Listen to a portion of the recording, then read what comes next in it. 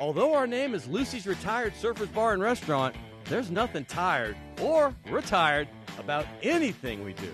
Meet Me at Lucy's has been our slogan and battle cry for nearly 3 decades in New Orleans. Located in the heart of the Warehouse District, Lucy's has truly been the destination spot for nearly every occasion. Whether it's happy hour after work, before and after Saints and Pelicans games, or just a delicious bite to eat at all hours, Lucy's is the perfect place to meet up, hang out, and unwind for a great time.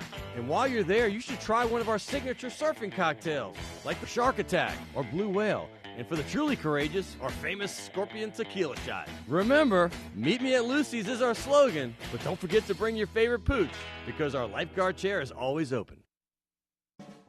Crescent City Steakhouse, a true neighborhood restaurant operated by the Vojkovic family since 1934, is the oldest steakhouse in the city of New Orleans.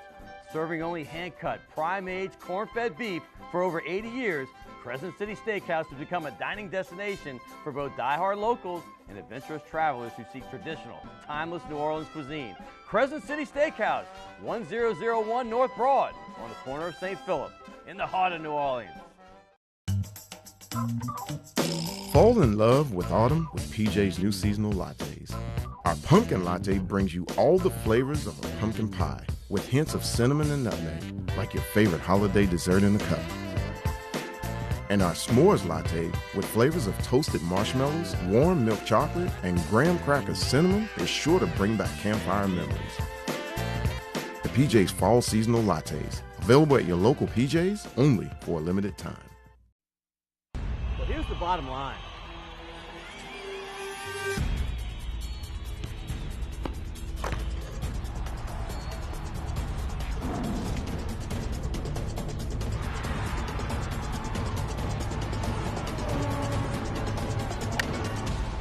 Funny that you say that.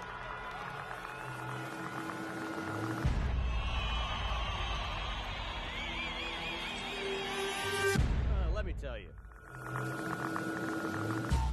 Well, good evening, Louisiana and the Gulf Coast region, and welcome to Primetime Sports. I'm your host, Scott Alexander, and hopefully this hour will take you away from everything that's been going on. Hey, besides dealing with our seemingly everyday political struggles and dramas that we seem to have to deal with every single day, between the left and the right, and, the real tragedies like what happened the other night on Sunday night in Las Vegas. And our prayers do go out to everyone affected by that senseless tragedy. Hey, sports, well, they give us a release from our everyday problems, a way to get away and have joy, rooting for those teams we love. And sometimes those teams provide us some heartbreak. But most importantly, we need to remember that these are just games. That's all they are. They're games, and far less important than what many people are dealing with on an everyday basis. And it's never bad as it seems. Keep that in mind. And that leads us to the LSU Tigers and their historic loss Saturday night in Tiger Stadium. I know you think the world's falling apart, and this certainly was one of the worst losses ever, certainly in the last 20 years. A team, Troy, came in and took a 17-0 lead, and they ended up winning this game 24-21. But it wasn't like there was any fluky plays in this game. LSU just got outmatched, and they were beaten at the line of scrimmage. Hopefully they'll come back and play well against Florida next week. Hey, the Saints, well, they were at the abyss, kind of where you're feeling that LSU is now 2 weeks ago. Remember that? They were 0-2. They'd just gotten beaten pretty badly by Minnesota and New England. Well, then they came back and whipped up on Carolina last week. And this week, well, they go to London, another historic place, and they have a poor showing in the first half, pretty much by both teams. It was 3-0 Saints. And then the second half, the Saints played old-fashioned Saints football, and they got this victory 20-0. They shut out the Dolphins. It was a big performance, and now they have hope going in to the next week. How about this show today? It's going to be considered, you remember REM's album in the early 80s called Radio Free Europe? Well, I'm going to call this Radio Full Louisiana because you've been loving the information. So instead of having those star players and coaches, we're having people that know what they're talking about. I have the voice of the Tulane Green Wave, Todd Graffagnini. He's going to tell us all about what's going on down there uptown with the football team. Hunt Palmer, LSU Sports Radio Network. He's all over that. And don't forget, we're going to have Seth Dunlap, who is with WWL Radio. He has a show with Christian Garrick. Hey, by the way, baseball just ended Sunday night. Cody Bellinger, well, there's some history to be had all over the place. Cody Bellinger, the Dodgers' great left-handed rookie. He just set the rookie home run record last week, 39 home runs for the National League. Aaron Judge, did it in the American League. He took McGuire's 49 homer record down, and he had 52. What a performance by the rookie. And Giancarlo Stanton, not a rookie. Well, he has steroid-free, the third best home run season of all time without steroids. Of course, that is Babe Ruth and Roger Maris ahead of him. Baseball wild card starts tonight. Minnesota Twins at the Yankees. Irvin Santana, Luis Severino. Tomorrow night, it's the Diamondbacks and Rockies. Zach Greinke and John Gray. And don't forget, first divisional playoff is going to be Thursday. The Astros and Red Sox with Chris Sale. And you see Bregman and Will Harris are going to be playing there for the Houston Astros. By the way, all these teams are going to be playing. It's going to be exciting. The Cubs and Nationals, that's going to be a doozy. 2 World Series type teams. Max Scherzer and Bryce Harper against Chris Bryant and Anthony Rizzo. And 2 teams waiting for those wild card winners. Both had historic seasons. The Cleveland Indians, the longest win streak in almost 100 years, 22 games. How about that? And the LA Dodgers, who had a team record 103 wins, and they had a stretch of 58-10. That was the best ever. Hey, by the way, you remember our CST countdown? CST countdown moment number 4, the Saints homecoming. Saints-Falcons 2006, otherwise known as the Gleason game. It may have been the most anticipated return in the history of American sports. The Saints return to the Dome in epic fashion. Coming up next, wait here on Primetime Sports. Next. Scott Alexander, he's got the Primetime Sports. Scott Alexander, he's got the Primetime Sports. Scott Alexander, hitting you where it hurts. Oh, you like that? Yeah, you do.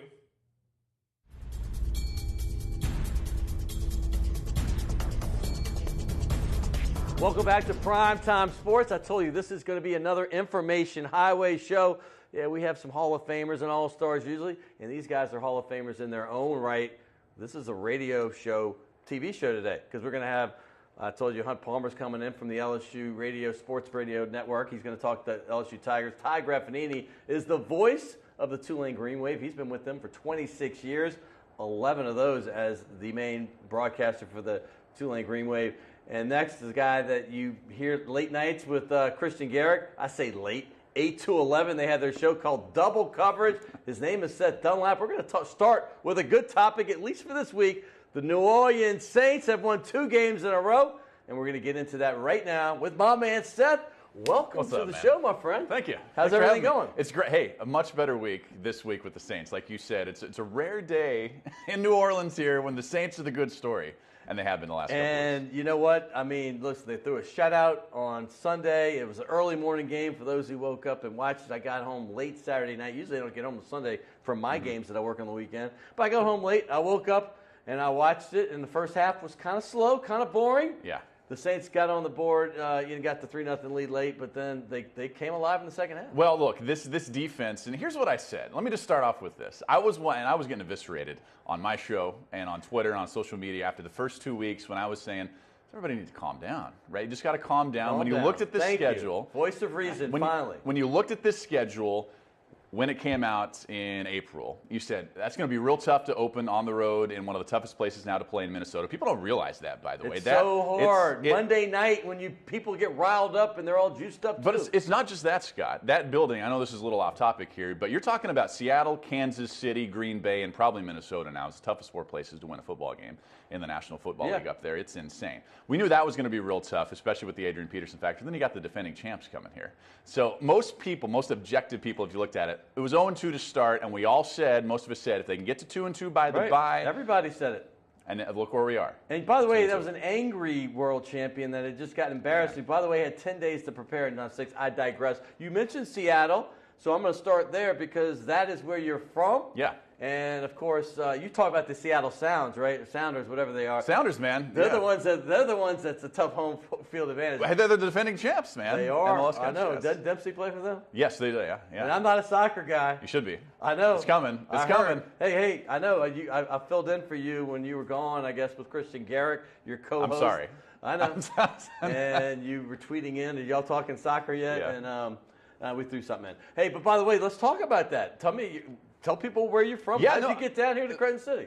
Long story. Can I start with this? Yes. You used the word eviscerated, so I knew you weren't from here. Yeah, so I was born in Seattle, lived there for 10 years, moved over to the east side of the state, Spokane, went to Washington State University, kind of knew this is what I wanted to do for a long time, so I consider myself pretty lucky.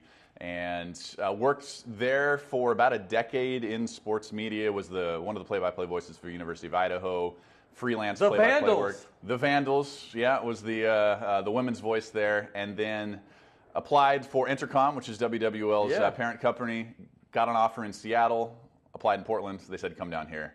Came down here, love the city, love the people, and have been here now for 6 years. From Seattle, you said you lived in Spokane for a bit?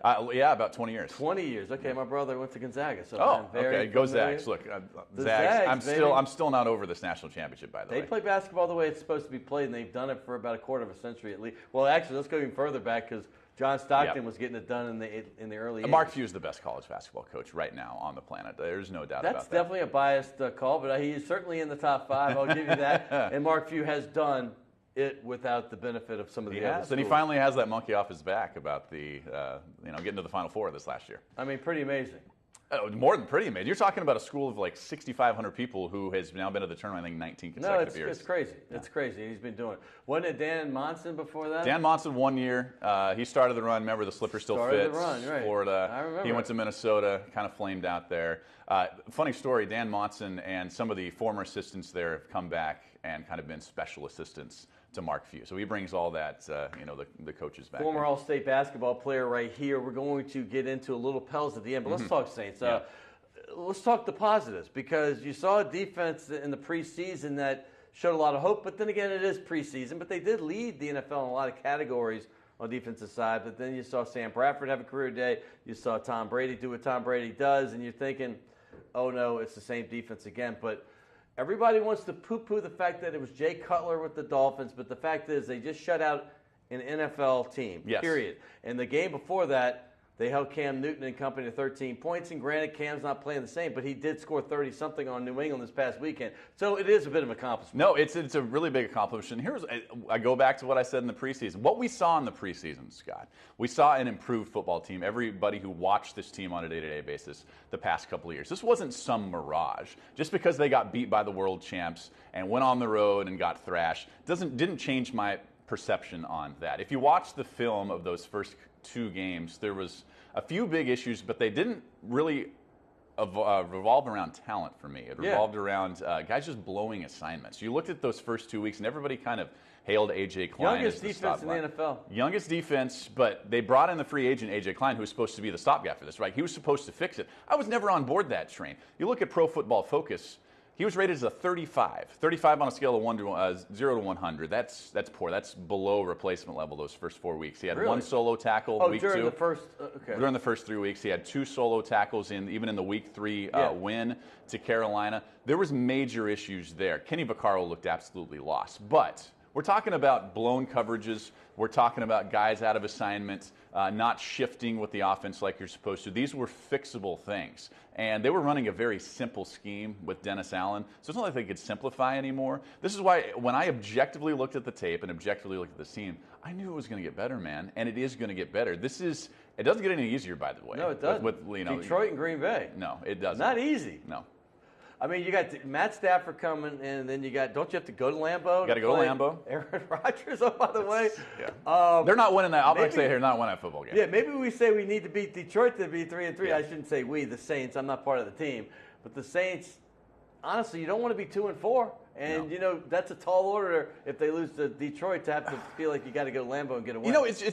As somebody who covers this team, and I really try to be objective, like, I just talked about. I'm not from here. I wasn't born and raised a Saints fan. Nice. Certainly am now. So I try to be objective about this. But it's frustrating to have this start with probably the toughest schedule in the NFL. And then you come off a bye, you got to play Detroit, who looks like one of the 3-4 best teams in the NFC at your place, and Matt Stafford, who is earning that contract he had. Some success here lately. Yeah. I mean, he's come in twice in the last, I think the last 2 years they've come in and beaten the Saints. Yeah. At least 2 out of 3. I'm curious, where were you on the Stafford contract? I'm just curious, because a lot of the people I talked to kind of, like, use your word, poo-pooed it a little bit. Yeah. I thought he earned that contract in the previous years, and he certainly earned it this year. Listen, it's where it's going anyway. It's kind of like when Breeze got that $100 million. People are like, that's so much money. Well, then all of a sudden Flacco and these guys are getting more money.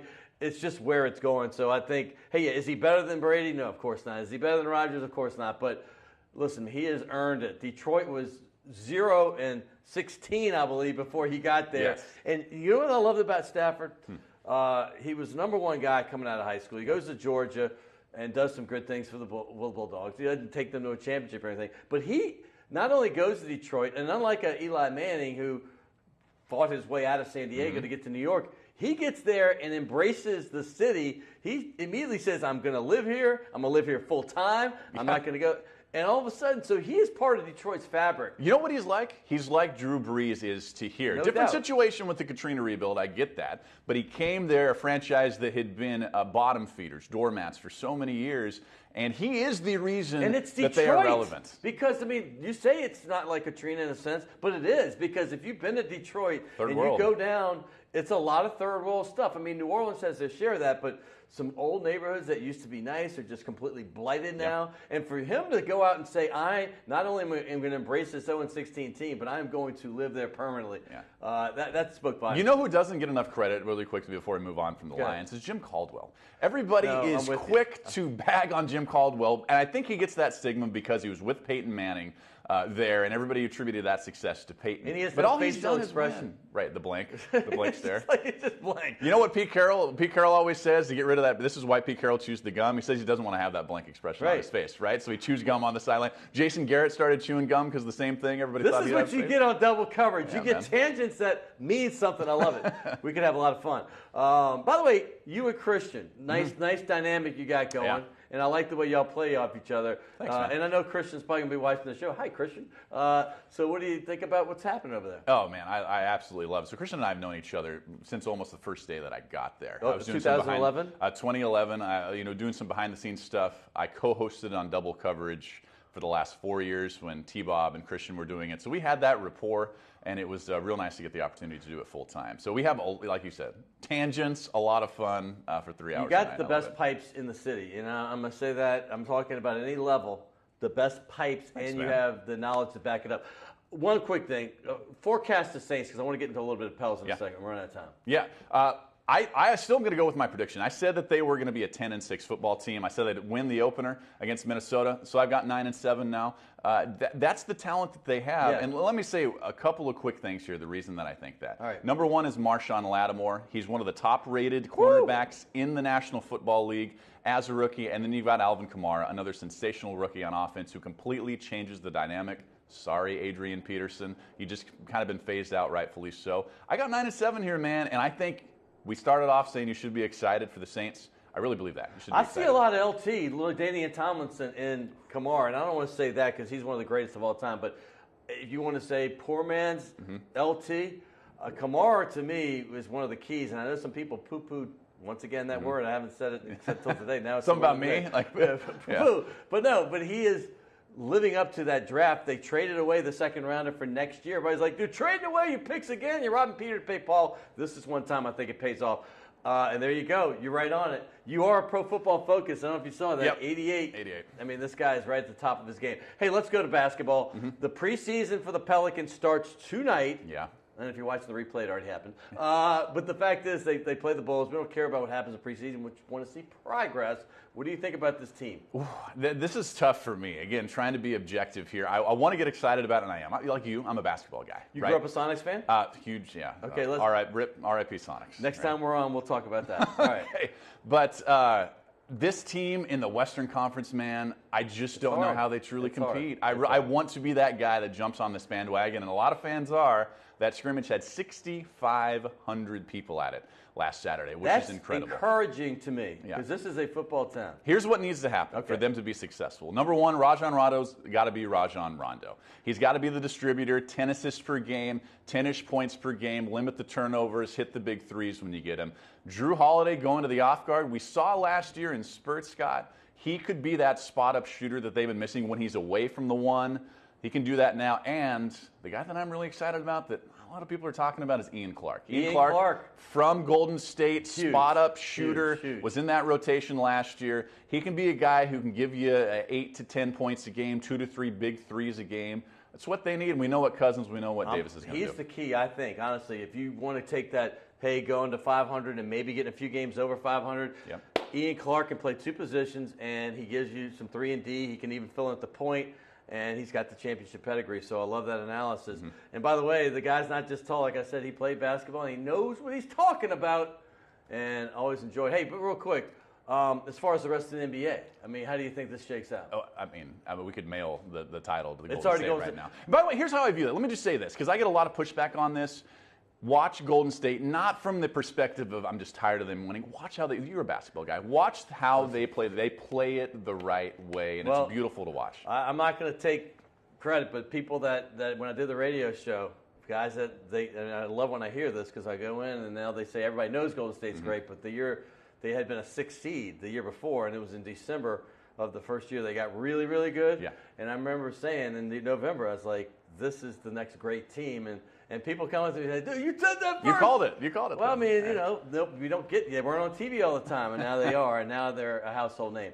By the way, I know you've talked about this. Your family owns a vineyard? Yeah, a little small vineyard in Washington State, so I'm all about this, man. This is wine. It's a wine bistro called Chez de la Chaise. Check it out. Seth Dunlap. And we'll have you on again. We can do the bro. All right. There you go. All right. We both played hoops, so we know. All right. So anyway, I appreciate you coming on. Check him out at night on double coverage if you're in the New Orleans region. 870. Of course, you can catch them on satellite, correct? What do you got? WWL.com or the RF. There you go. If you're on other parts of the state, other than Louisiana, Mississippi, Alabama, Florida Gulf Coast, check it out. Hey, there's your Saints and some Pels talk. We're going to get into some LSU. I don't know if you really want to hear, but that's coming up next. And then Tulane Green Wave right after that with Todd Graffagnini. We'll be back on Prime Time Sports.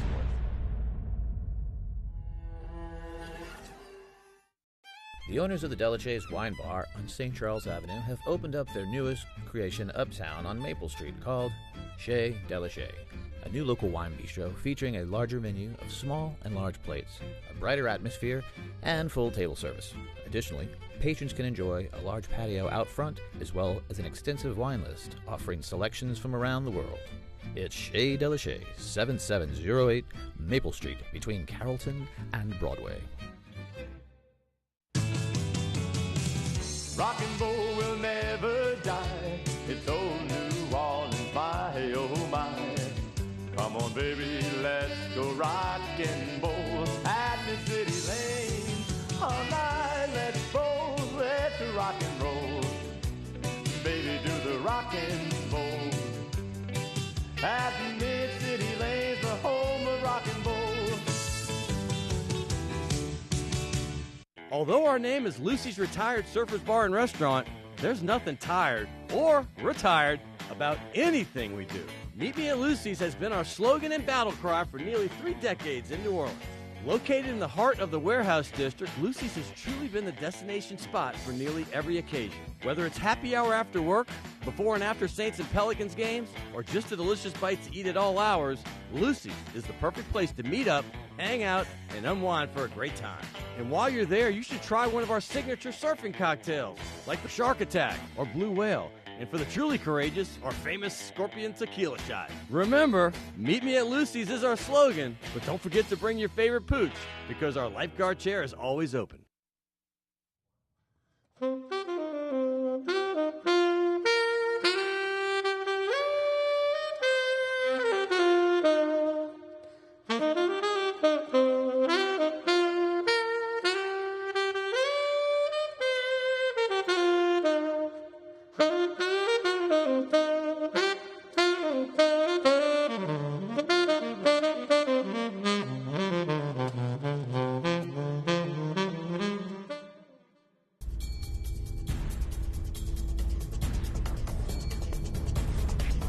Welcome back to Primetime Sports. Hey, our last segment talking Saints. Well, that's a little more exciting because they're trending upward.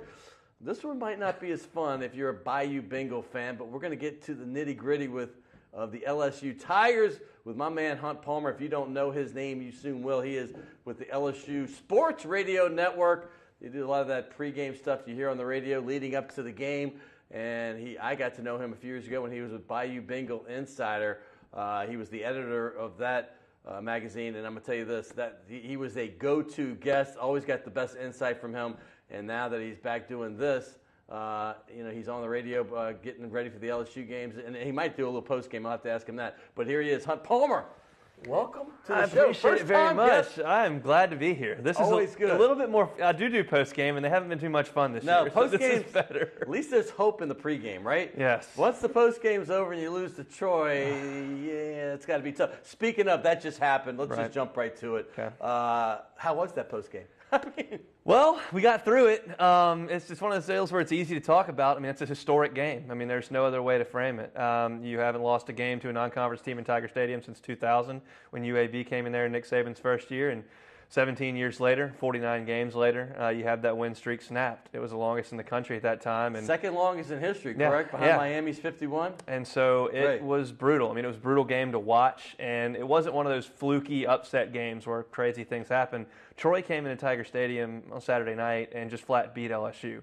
They were better on offense, they were better on defense, they were coached better, and they deserved the win. LSU mounted a charge there and looked like they had a chance potentially to go in and win that game, but it would have been stealing one from Troy out of the Sun Belt. There's no doubt. They were beat that night. Kind of like 9 years ago. I mean, that was even bigger deficit, correct? I remember 31-3 in that one. 31-3. LSU came back. I know they always feel that they can come back in games like this, and a little bit too little, too late. Maybe a couple key interceptions thwarted that. But did you get the feel? Like, how soon into it did you say they're in real trouble? Like, when you're down 7-0. All right, you should have scored first, but you're not really in trouble. When did you get the feel? Well, Jacob Hester is on the pregame show with me, and I asked him on the air. This wasn't even an off-air conversation. It was on the air. I said, how do you feel about this game? I'm a little uneasy about it. He said, yeah. Look, the last two times Troy's been in Tiger Stadium, they have held a lead in the fourth quarter late. Last year, they went to Clemson against the national champions, and Clemson had to recover a Troy onside kick late in that game, or Troy would have gotten the ball back with a chance to win it. Neil Brown's doing a great job over there, and you got the sense that LSU is not playing well. They're not really sure what they're doing on defense or on offense. And when LSU fumbled the first play of the game and Troy went right down the field and put it in, I knew it might be a dogfight. And when Troy went up and scored at the first drive of the third quarter to go up 17-0, I thought it was over. I didn't think LSU was going to be able to keep up, and they weren't. What's the problem? Where do you want to start? What's the problem? I mean, sometimes I can be long-winded, as my viewers know, but I'm just asking, what's the problem? There's a lot, and some of it is there's a lot of blame to go around. First of all, on the defense, you're very hurt, and you just don't have your guys. You've got Rashard Lawrence, who's your best defensive player, who's out. Arden Key is not in game shape. Frank Herron is not eligible. Ed Alexander is out. That's a huge part of your front seven. Paris is out now, right? Ed Paris, he's out for the year. So you're really hurt there. I think that unit has a chance to get much better as the season goes on. You get Lawrence back, you get Herron back, you get Alexander back. Dave Aranda's a great coach. He's been a great coach wherever he is. I think LSU's defense has a real chance to get better because it's not very good right now. It was very poor at Mississippi State, and it was very poor against Troy. I think they'll get better. On offense, the line is the biggest issue. And I don't know how much better that's going to get. I think Toby Weathersby is going to come back pretty soon, and that helps you at right tackle. The two freshmen that have played right guard, I think, will improve. But is that going to make you an elite, top-shelf offensive line? I don't know. And then at quarterback, you're kind of playing musical chairs, which is not ideal. You wanted to get Miles Brennan some time in the Syracuse game. He throws a pick. You take him out, put Danny Etling back in. You fall behind 17-0 to Troy. You throw Miles Brennan in, basically saying, yeah, he's going to be the guy that's going to lead us back. He throws a pick. You throw Etling back in there, and he starts mounting a charge. So Danny Etling's kind of thinking, well, I'm in a controversy here. Right. And now Miles Brennan's thinking, well, if I throw an interception like I had the last two games, I'm coming out, so I better not make a mistake. It hasn't been ideal. And then obviously you got to get Darius Geis back. He's your guy. That's my next thing. Let me get into Geis because going into the season, we saw where Christian McCaffrey was drafted, top 10, 8th pick for the Panthers. You got to think Geis is a similar type player. What's he thinking right now? Because he's been bottled up, and regardless of how talented he is, they're going to see what's going on the field. Not that we're worried about draft status at LSU, but he's got in the back of his mind thinking this is not good. It's not, and he's hurt. That's why he hasn't played in a couple of games and why he went out there and was completely ineffective in a couple of other ones. They got to get him healthy. He's got a little bit of a knee problem. He's not practicing. He's in a non-contact jersey. He's out there kind of running around. He's showing a lot of energy, which is good. I don't think he's checked out, and I think you will see him return to action and be a force at some point.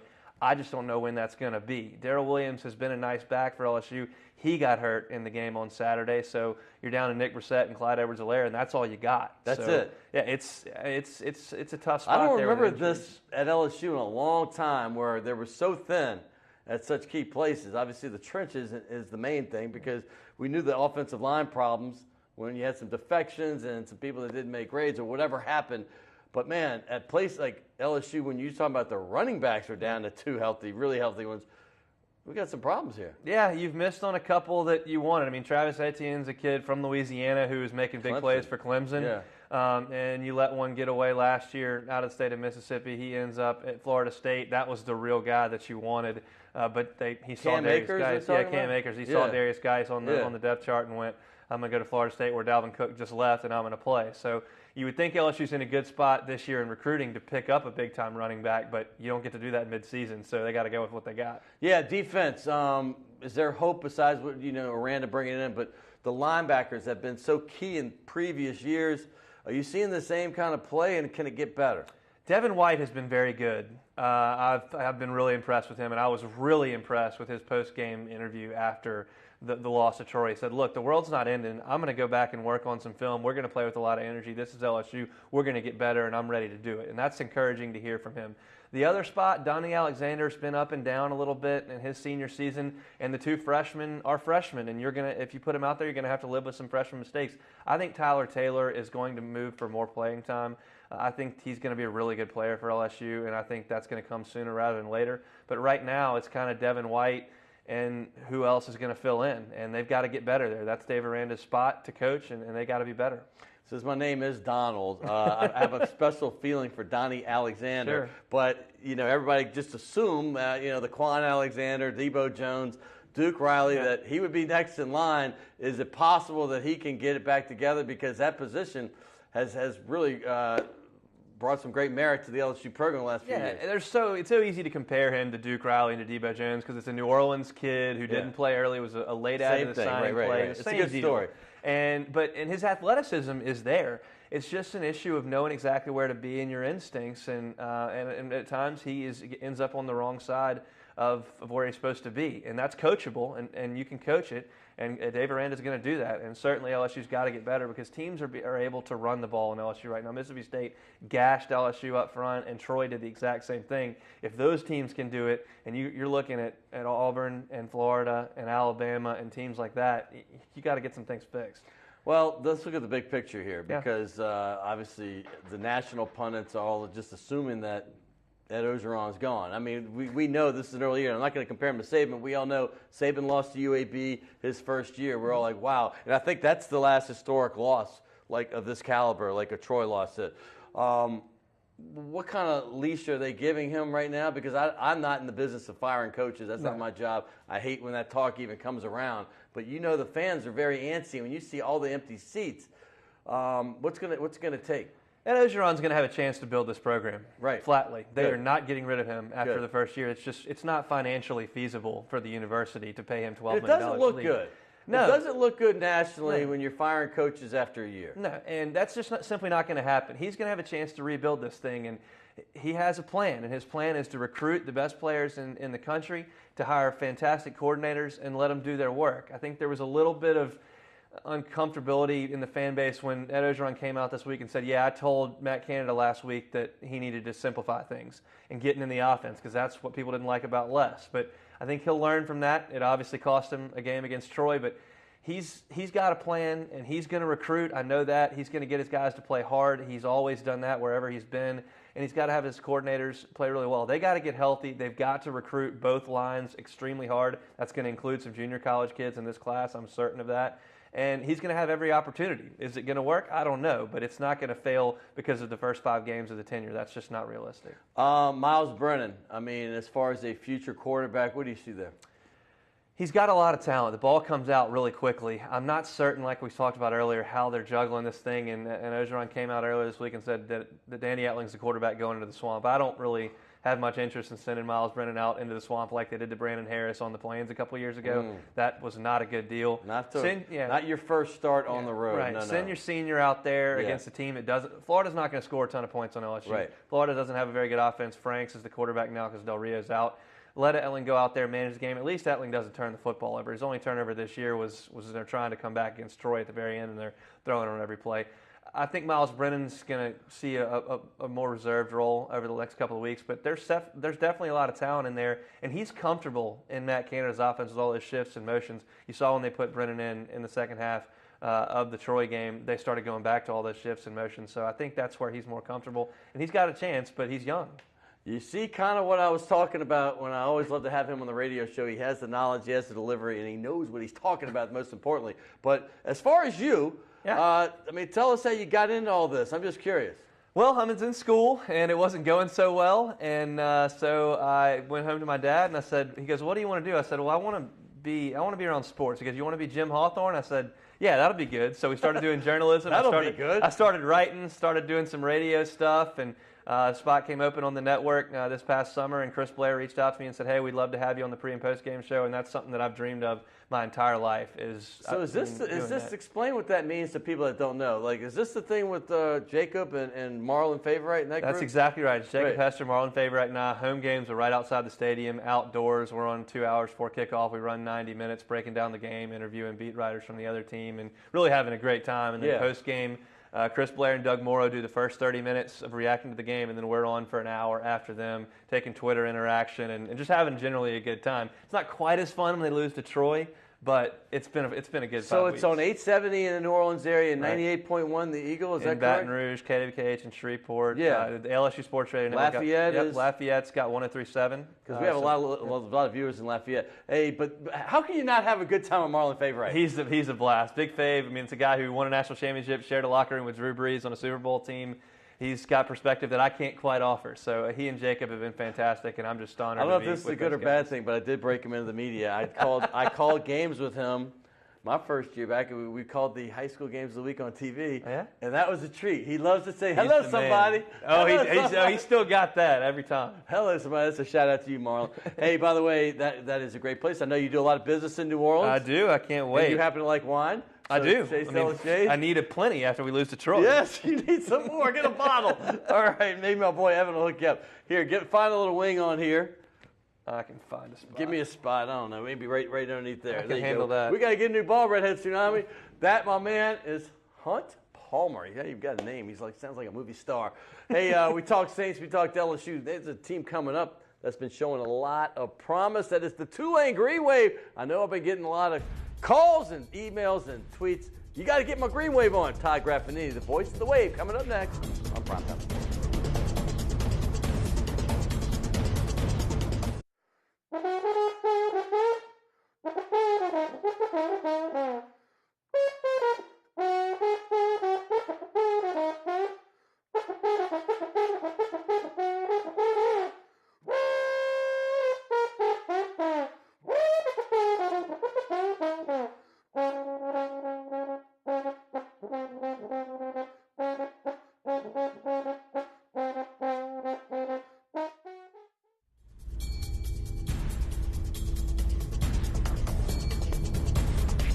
Welcome back to Primetime Sports. Hey, we got some good Saints talking LSU and a little bit of Pelicans.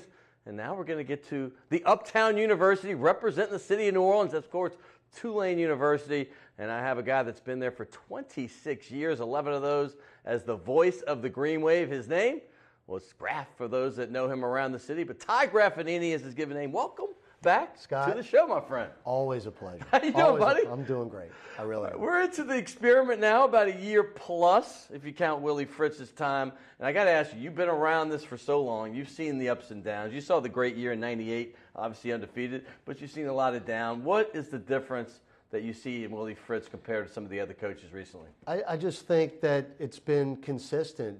We didn't have a lot of changes on the staff from a year ago. As a matter of fact, there were no changes. And if you keep a coaching staff intact, the players get to know the coaches a little better. It's a learning process the first year. It really is. But it was just so consistent, especially over the summer, workouts, and then you come back for the fall, and everybody's there. And then the freshmen come in and learn what they need to do. And it's just been a smooth transition from year one to year two, and I think you're seeing the results on the field. Well, there's a good vibe going around the university, obviously, and this week, I can't stress how big it is. I mean, you know it. I mean, you go to Oklahoma, you're going to lose that game, but Tulane accorded themselves very well. They had the 14-7 lead. I remember being on the road watching that. And then they came back with I thought was a you have to win game. And they did not only beat Army 21-17, they got it done literally at the end of the game in dramatic fashion. They could have kicked a field goal to tie, and they go for the win. They go 3 4th-down conversions, including one right near the end of the game. How big was that? I mean, how big was it really? It can't be overstated. It really can't. And the key was we basically did to Army what they did to us the entire game. To go on a 19-play, 75-yard drive and eat up all the clock except for 23 seconds left was huge. And, look, people around the country said Tulane beat Army, big whoop, right? Big deal. Right. Anybody who's followed Tulane over the last however many years, like myself, Army has been a thorn in our sides for so long. There have been years where Army's been 1-10 and Tulane was the one. That's their one. The longest flight of my life was coming home in 07 in West Point, night game no less, and Army throws a Hail Mary with no time left and we lose in overtime. So it was very satisfying. It was very satisfying.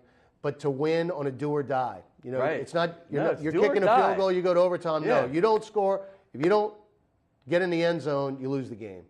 So that was big. But the confidence it gives your team, that your coach believes in you. Most coaches say, hey, let's just take it to overtime, see what happens. And if he doesn't make it, he is second guessed till the cows come home. I mean, what kind of confidence does this instill in the team? Well, if you think about it, Tulane went for it 4th and 8 at our own 27-yard line. So that's literally saying you got to, guys, it's now or never. You punt the ball back to Army, you don't get the ball back again. Right. So I just think what Jonathan Banks did, literally putting the team on his back, is just going to have big ramifications for the rest of the season because now everybody in the locker room can point to that guy and say, this guy can do it. This guy can do it. That was a game of long drives. Was there some kind of a seasonal record maybe of the fewest drives in a game? There's only like 2 or 3 in the whole second half, right? You're going to see Army and Navy really go on those long 17, 18, 19-play drives. For Tulane to do it's a little out of the ordinary. But, time of possession was slanted big time in the other direction. But you know what? It didn't I'm matter glad in you the brought end. Navy up because, listen, they're getting the respect they deserve. Navy's beat Notre Dame, last year, and they've beaten them before. Tulane plays them tough, and they did it again this year. Yep. That could have been a signature win. It just slipped out of their hands. Yeah, see, last year, Wake Forest was the game that stuck in my craw the entire season, and it was the opening game of the year. I don't want to have that feeling later on that Navy's going to be the game. That's why Tulane's got to take care of business the rest of the way. But to lose to Navy, who, by the way, Scott, they've lost 2 conference games in the last 2 years. 2 years, I know. And we're in the conference championship game a year ago. This is a legitimate program now. Coach Niumatalolo has them playing phenomenally. They beat up on Tulsa. In Tulsa last Saturday after Tulsa got up 14-0, the place was going crazy, and Navy just systematically beat them the rest of the game. To go up to Annapolis and lose by a safety, which is what the final score was, 23-21. Right. It tells Tulane players that they can compete with the upper echelon of this league, but moral victories aren't a part of what Willie Fritz is all about. You got to win games. Well, the Green Wave started the season blowing out Grambling. I mean, we knew that was probably going to be a win, although Grambling has one of the best quarterbacks in the state.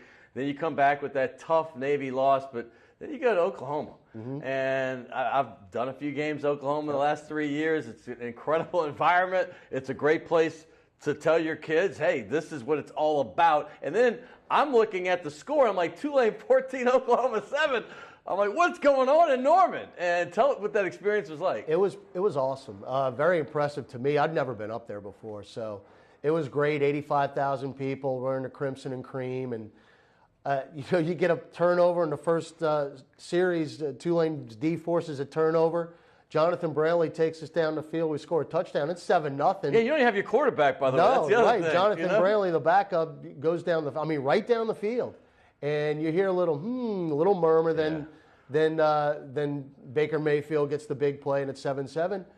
And lo and behold, right down the field again. And going into the north end zone. Brantley makes a cut and goes in from 11 yards. And again, it's all real time now, Scotty. So you can see on your Twitter about it's all who's real reacting. Time. Yeah. And at the 14-7, then the national people are going, no, wait a second. Yeah, what's happening? Something's going on in Norman. One touchdown, it can be it was, all of a sudden, it was fun. It was a lot of, now obviously talent and athleticism won out the day. But again, I think that first half in Oklahoma, being able to go toe-to-toe with the number 2 team in the country, that has something to do with what happened against Army, and it's going to have something to do with what's going to happen the rest of the Well, this is a Tulane segment, but since you're talking about Oklahoma, I have to bring up Baker Mayfield real quick because he has been to New York the only 2 years he's played college football as a Heisman finalist, and he's a favorite this year, at least one of them, to get there. What did you see in him that excites you? I was impressed. Yeah. Again, you don't know until you can watch on TV all you want, Yes. but until you see the guy. Yes. He's got it all. I mean, he can move around in the pocket. If he needs to escape, he can. There was one play that he was in the backfield for 10 seconds. Now, Tulane's cornerbacks had everybody covered, which was nice in itself. But he's buying time, he's shuffling, and then he rolls right and finally runs out of bounds. And then throw on top of that, they had about a 20-mile-an-hour wind going south to north in Norman, and he threw the ball 65 miles an hour in the air against the wind. So once I saw that, I'm like, I'm sold. My first time live was right after he come back and beaten Tennessee, that crazy win. Then they had Tulsa the next game. That's the one we did. And they had like 1,200 yards, maybe it was 1,170, combined in the first half. Both teams had like 5. And I left that game saying, this is my new favorite player in college football. He's exciting to watch, worth the price of admission. But let's talk about Tulane, what's coming up, because this game, we talked about how important that Army win was, but you had the week off, right? Now you get to think about it. Now you got a team that had been the thorn in Tulane's side for years. I mean, I remember when I first moved back, it was just blowout after blowout. That's Tulsa, the Golden Hurricane. The last 2, though, have been tight. And now Tulane comes into this one actually favored to win at home. Can I understate or overstate how big this one is? No, it's pretty big. And look, the Army game was huge just to, A, get the win, B, confidence-wise. But this is a conference game, and it's a division game. And if Tulane wants to get where they need to go, they got to keep pace with Navy. And look, Tulsa's always been good. Look, we played them since 2005. And like you said, thorn in the side. I've seen some ugly, ugly games against Tulsa. Finally broke through in 2013, which was the bowl season for Tulane, going to the New Orleans Bowl, and just won a defensive battle 14-7.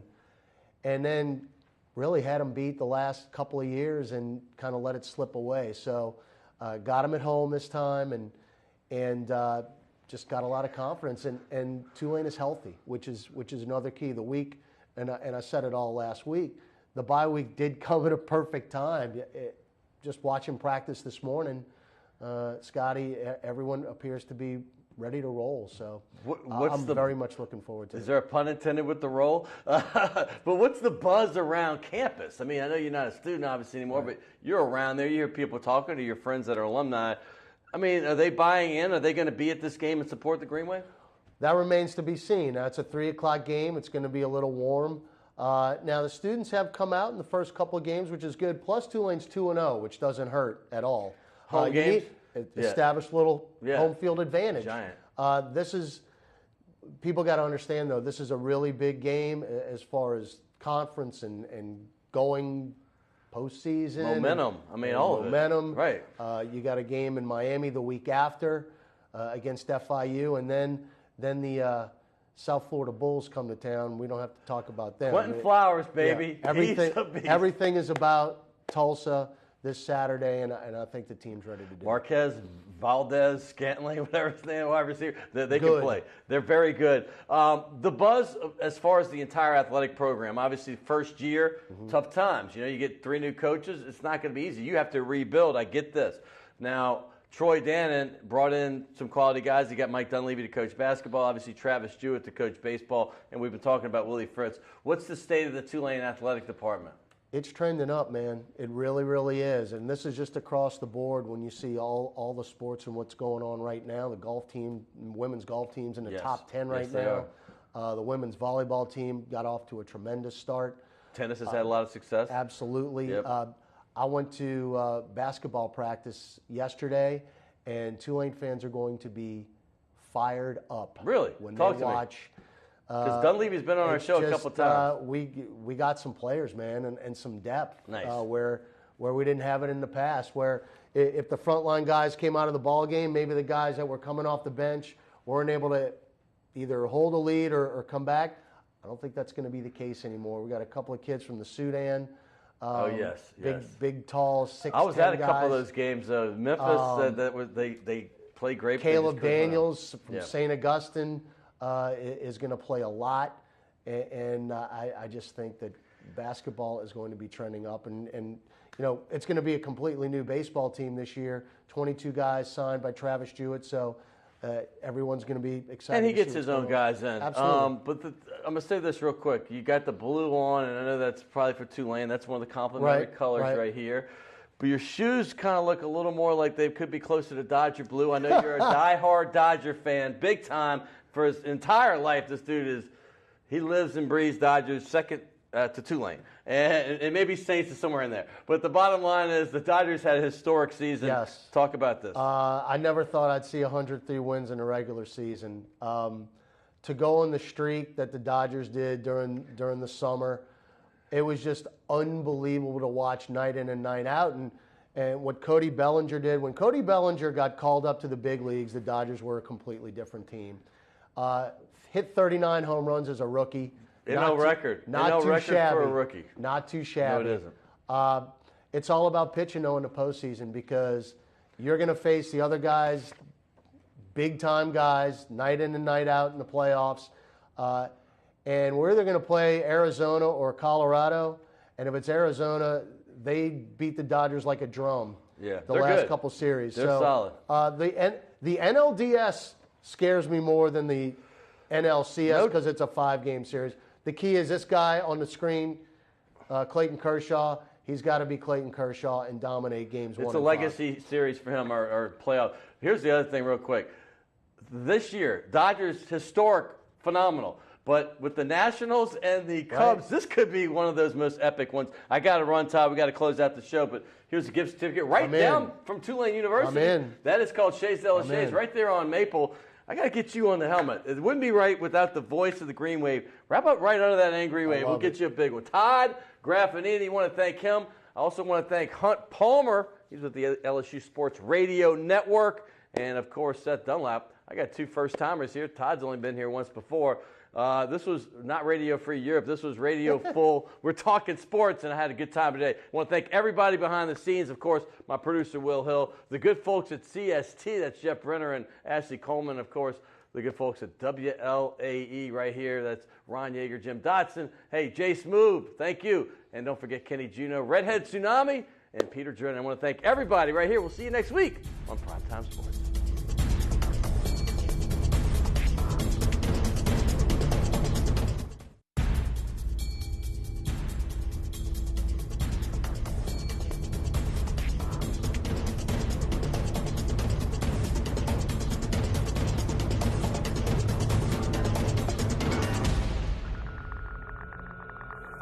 Although our name is Lucy's Retired Surfers Bar and Restaurant, there's nothing tired or retired about anything we do.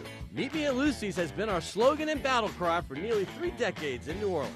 Located in the heart of the Warehouse District, Lucy's has truly been the destination spot for nearly every occasion. Whether it's happy hour after work, before and after Saints and Pelicans games, or just a delicious bite to eat at all hours, Lucy's is the perfect place to meet up, hang out, and unwind for a great time. And while you're there, you should try one of our signature surfing cocktails, like the Shark Attack or Blue Whale. And for the truly courageous, our famous Scorpion Tequila Shot. Remember, Meet Me at Lucy's is our slogan, but don't forget to bring your favorite pooch, because our lifeguard chair is always open.